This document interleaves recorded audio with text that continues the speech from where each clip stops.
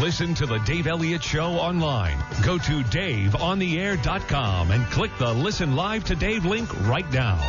Dave Elliott on 98.9 WGUF Naples FM Talk. It's 5:39 here on the Dave Elliott Show, and as often happens in this business, you sometimes come into you have the happy happenstance or serendipity to cross paths with somebody who happens to be in the right place at the right time. One such person is our good friend, Bob Weiner, who you know from his many appearances on this show and the time he spent as the Drug Czar's Public Affairs Director with the White House, Congressman John Conyers, Communication Director, Charles Rangel's Press Secretary, Claude Pepper of Florida's Staff Director of the Aging Committee. He's worked with Ed Koch and Ted Kennedy and with the Democratic National Committee at the Watergate as its first youth vote director, and many, many more accolades. I could go on. I don't want to embarrass you, Bob, because I know you blush. And I'm not dead yet. Well, that wasn't the case with the president last night. He looked like he was comatose. Yeah.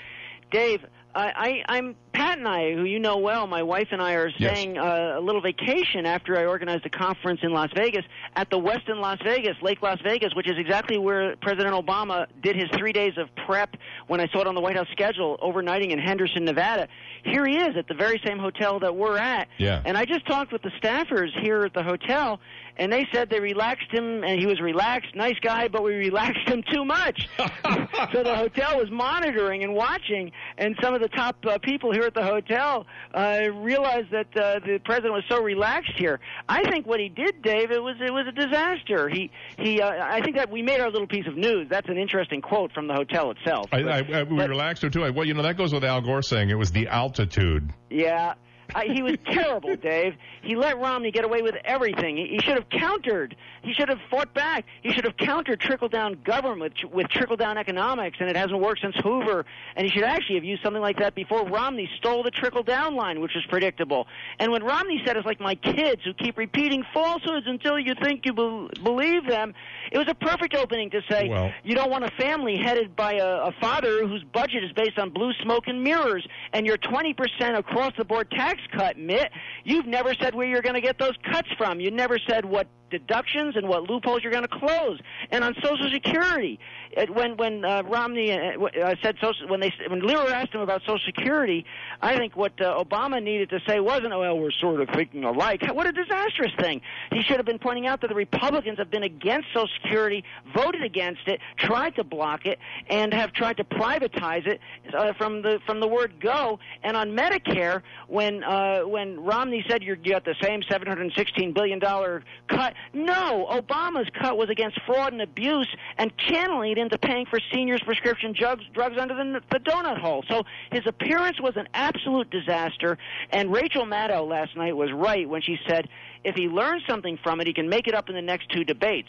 You may remember that Gore won the first debate by 15 points, and then Saturday Night Live parodied his sigh. He stopped being himself, and then he lost the next two debates.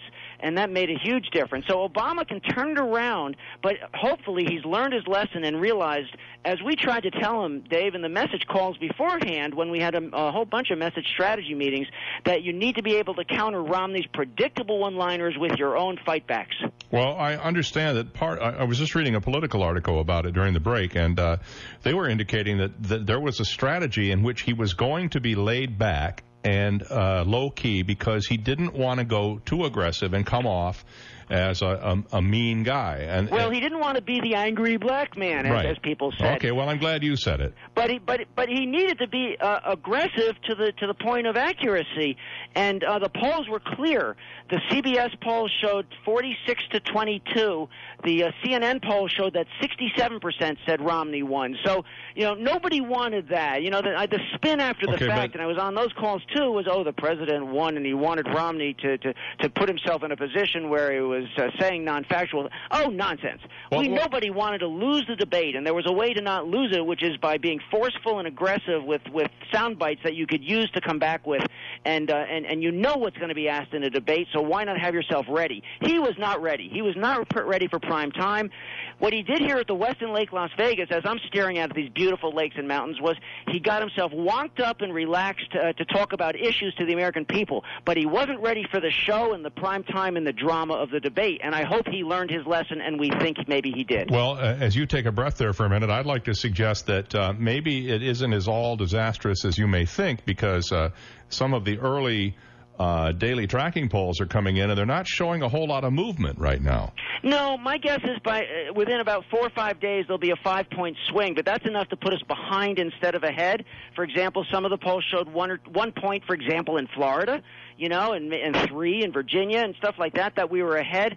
So he can come back and swing it back, and Romney will be making a huge mistake if he takes this as momentum that's now his for the keeping, because the election is still a month away. Well, some of his advisors are using the old sports line, don't get cocky. That's correct. And that, by the way, applies to both men. That's correct. It's important to point out. I still think on the facts, Dave, and I said this would be a quickie because I wanted to make the news of we got him too relaxed from the hotel staff here. Yeah, he was definitely relaxed. Yeah, so I just wanted to make a few points and to lay them out there, and you're such a good friend. Thanks for letting me do it. Well, you're welcome. Thanks for the heads up on that, and I'll send you the tape. I look forward to it. Thanks, Dave. Thanks, Bob Weiner out there in Vegas, staying at the same hotel where Obama was, and he says the president was just, according to the staff, they just got him too relaxed. What was he, smoking a bowl or something? What was going on there? I don't know. Is presidential marijuana legal in Nevada? I don't know. I'm just asking a question.